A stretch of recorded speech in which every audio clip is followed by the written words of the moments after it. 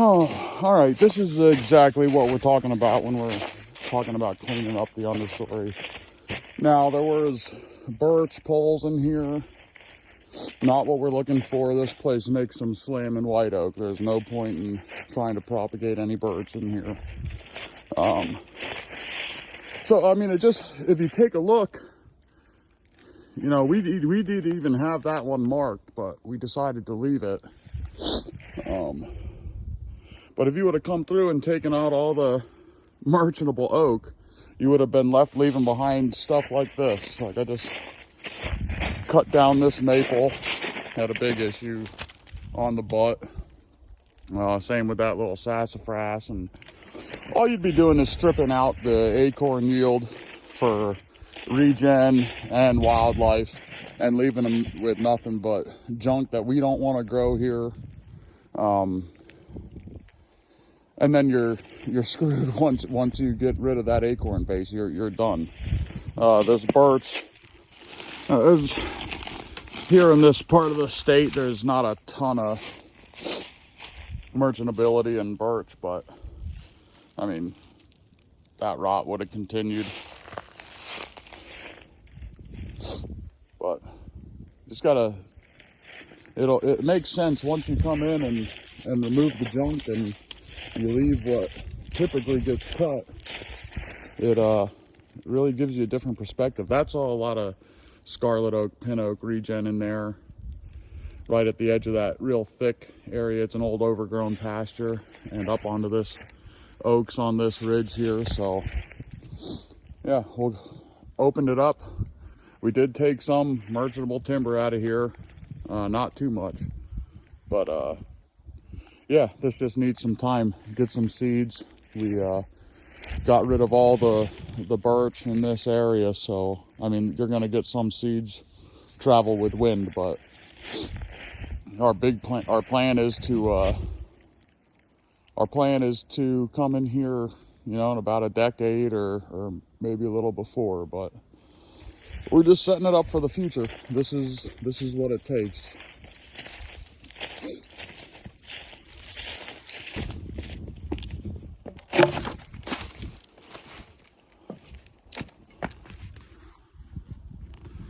All right, so what we're going here for, there's a little flat up here on the ridge, loaded with some really nice white oak in here. But if you look at the ground, you can see it was also loaded with a bunch of birch saplings, nasty maple with holes in it already. Just not what we want to release in here at all, especially with the quality of oak that gets grown on this mountain. So we went ahead and cut the junk, got the birch down on the ground, so we're not getting millions and millions of birch seeds. We can get a couple years.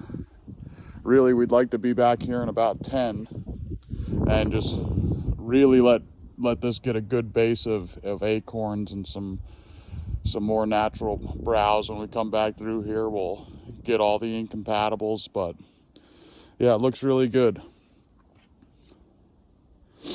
There's also it's a good example of, you know, what to take and what to leave.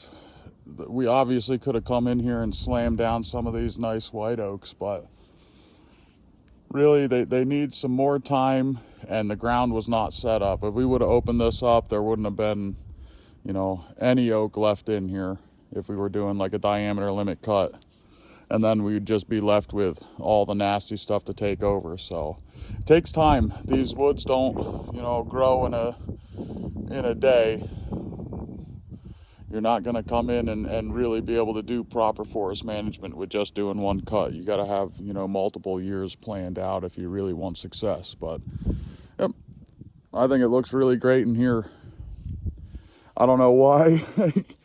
You know, you have an area like this, someone would want to, you know, clear it off and put food plots. I mean, this is, you know, one of the best food plots you can have. You get a good year of white oak acorns, and you're going to get some oak regen in here that they're going to be nibbling on as the winter goes on. So